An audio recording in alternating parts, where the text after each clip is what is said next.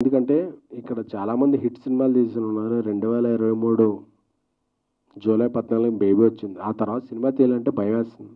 Madam ఇక్కడ ఉన్నారు, India గర్వించదగ్గ హనుమాన్ సినిమా తీశారు, నేషనల్ అవార్డు విన్నర్. సినిమా తీయాలంటే భయం వేస్తుంది. ఎందుకంటే మేము ఎవరిని ఎంచుకోవాలో, మేము ఎవరినితో మా టీంలో ఉంచుకోవాలో మాకు తెలియట్లా.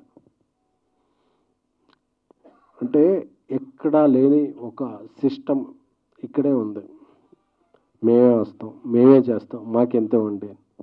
సరే మీరు బతకండి, మేము బతకాలి కదా. మేము ఎలా బతకాలి అని అడుగుతుంటే దీనికి ఎవ్వరు రెస్పాన్సిబిలిటీ లేదు, రెస్పాన్స్ లేదు. సో అందుకే, ఎందుకంటే సినిమా నిర్మాత అంటే హిజ్ ఎ క్యాష్ బ్యాగ్ అనే ఒక అర్థం ముందుకెళ్తుంది.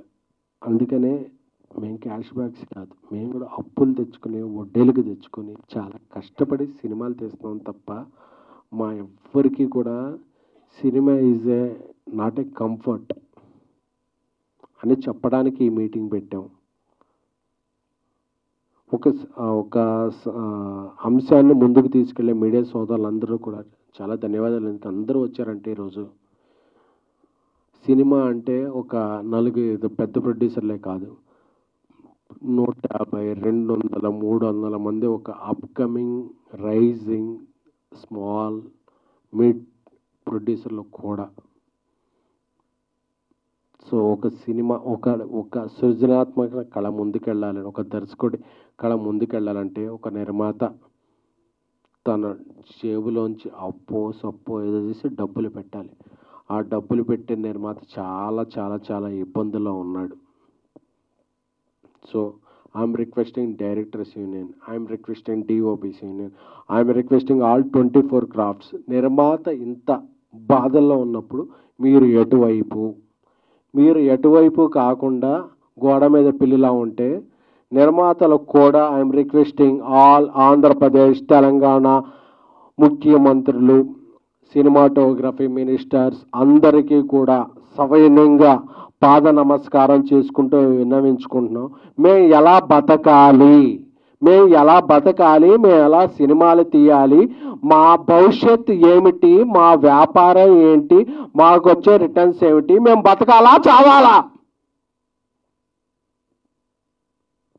అందరూ కూడా మీ హక్కుల గురించి మాట్లాడుతుంటే తప్ప బాధ్యతల గురించి ఎవరో మాట్లాడకపోతే మా గురించి ఆలోచించేది ఎవరు?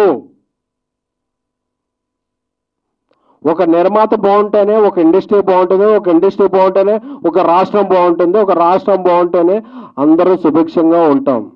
సో ఇప్పటికే 100 సమస్యల్లో ఉన్నాం. సింగిల్ స్క్రీన్లు, మల్టీప్లెక్స్లు, ఆర్టిస్టుల రెమ్యునరేషన్లు, ఈ రెమ్యునరేషన్లు అని అంటూ అందరికీ ఇచ్చుకుంటూ ఇంటి నుంచి వెళితే ఆ రోజు రాత్రికి బాధలు ఇదే భయాలు తప్ప ఏమీ మిగలని ఒక దిక్కుమాల వ్యవస్థలో ఉన్న చాలా బాధ కలుగుతుంది. నేను ఏం సాధిస్తున్నావు మనం అని చెప్పి అందరికీ బీపీలు షుగర్లు వచ్చేస్తున్నాయి. సో నేను అందరినీ వెనుకుంటున్నాను, సినిమాలు షూటింగ్లు సాగిద్దాం. ఎందుకంటే అందరం కూడా వడ్డీలకి తెచ్చుకొని చేస్తుంటాం. సినిమాలు ఏకపక్షంగా మేము సమ్మెలు చేసేస్తాం, ప్రొడ్యూసర్ అలా చచ్చిన మనకు అవసరం అనేవాళ్ళు అనుకుంటారా?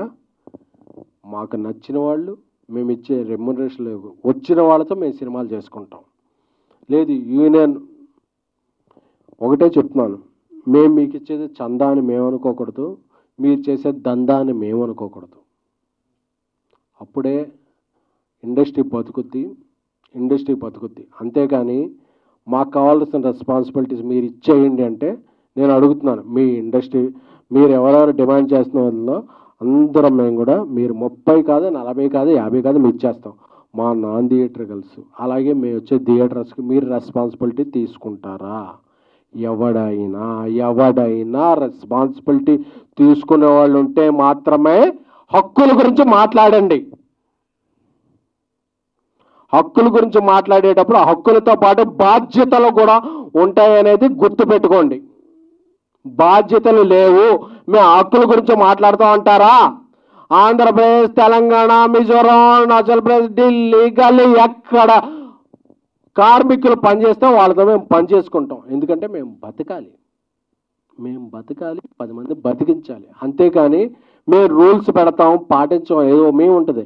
అన్నగారు రూల్స్ పెడతారు కానీ పాటించరు అన్నట్టు మీరు రూల్స్ మాత్రమే మాట్లాడితే వీఆర్ టాకింగ్ రెస్పాన్సిబిలిటీస్ టు.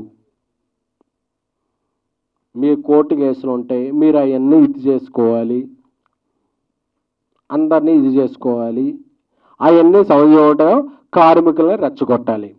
ఇదే తత్వంలో ఉంటే మా వల్ల అవట్లేదు బ్రదర్. మీరు ఇంకేమన్నా చూసుకోండి. అంతేగాని 2,000 రూపాయలు అందరికీ పంచుతూ ఉన్నాం. పెద్ద సినిమాలకు వరంగా చిన్న సినిమాలకు చేద్దాం అనుకున్నాం. అందరం బాగుందాం బ్రదర్, అందరూ బాగుండాలి, అందరిలో మనం ఉండాలి. అంతేకాని మేమే బాగుండాలి మిగతా వాళ్ళు మట్టి కొట్టుకుపోవాలి అంటాం ఎంతవరకు సబబు అనేది సంయమనంగా ప్రశ్నిస్తూ అర్థిస్తూ మీ అందరికీ